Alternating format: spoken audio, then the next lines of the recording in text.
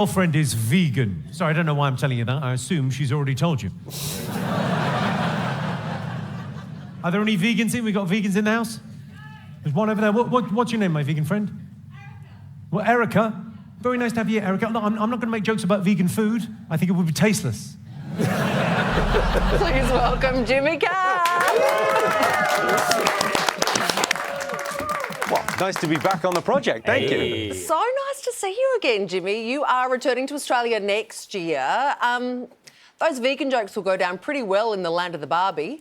Well, I'll be all right. I think I'm sort of grandfathered in for offensive jokes. I think people know what to expect. If you buy tickets to see me, it's like buying tickets to a horror movie and then being annoyed that you're scared. Yeah, some people may be offended. It's OK. I heard that you're writing a book about comedy and specifically about the language of comedy, and I find this endlessly fascinating. What is funny language? I'm trying to write a book with two friends, my friend Abby and Amanda. We're trying to put together a book which is how to write jokes. As kind of a mitzvah. It's like it's a nice thing to do, and we're just kind of it's taking a long time because is it explanatory? Does it explain how jokes work, or is it predictive? Is it something that could actually help people to write jokes and to do comedy? Because my thing about comedy is, I mean, they teach music in schools, right? And it's nice to learn music and you appreciate music more in life. But I think comedy is a more day-to-day useful thing. I think we should be teaching this in schools. Because I think comedy is something that you go, it's something that it's a prism you can see life through, and it's about giving people perspective. Because really, all comedy is transgressive to a lesser or greater degree. You want it to be about something where there's stakes, and then you want to kind of push boundaries. And it's good to have perspective in life, and it's also good to be able to speak in your own voice. The sad thing is most people live and die without ever hearing their own authentic voice. So teaching people a bit of public speaking and teaching people how to kind of order their thoughts and speak in public and communicate strikes me as comedy covers a lot of bases, be a great thing to teach in schools. I'm working on the book, but it turns out writing books quite difficult. Yeah. It's hard enough reading them. Yeah. Well, no, you don't need to read them. Just write them. That's the best way to go about it, Jimmy. Yeah. But so I like your idea, but here's the problem I can see with it. Comedians are famously the worst audience for comedy. Work shy? And if everybody in a country learns comedy, you will then have a country of terrible comedy audiences, and comedy will disappear.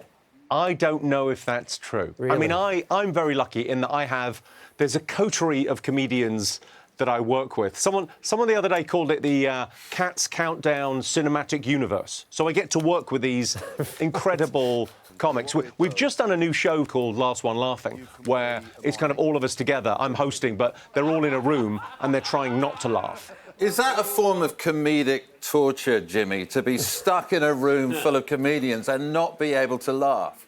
Yeah. I mean, really, Friendly Fire took a lot of them out on this show. So it's on it's on Prime Video, and it was that thing of like they were so excited by the funny thing they were going to say that then they laughed.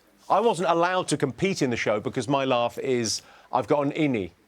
My laugh is quite annoying because I don't laugh on an out. It's not a ha ha. It's a. What does make you laugh, Jimmy? Because, you do some, maybe politically incorrect comedy, some kind of shock stuff sometimes as well. Is that kind of what you kind of react to the most, or is it, slapstick, someone tripping over? I don't know. I kind of think you're a grifter. If you're selling something that you wouldn't buy yourself, that's a great definition of a grifter, right?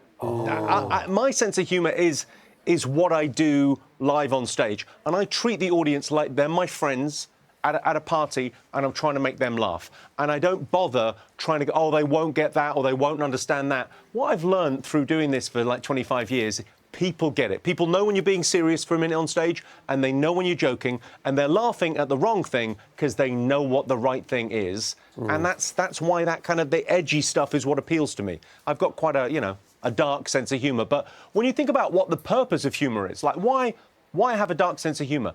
Well, my sense of humour pays off on the worst days of your life. Yeah. You get the diagnosis, close friend dies. When life is too brutal to comprehend, I feel sorry for the people out there that get easily offended, and there's lots of them.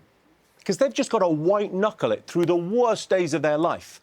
At least if you have a dark sense of humour, on those terrible days, at least you get to laugh. Well, tickets for Jimmy's Laughs Funny Tour are on sale now. All the information is on our website. Would you please thank Jimmy Carr? And Jimmy, you've got to come back and host the show with us next time you're down here. Is that a deal? Honestly, it would be not just my pleasure, but I think my duty as I'm quite a professional broadcaster, and I just think the show needs me. Bye, Jimmy. Great to talk to you. Thanks for having me on, Matt. I really appreciate it.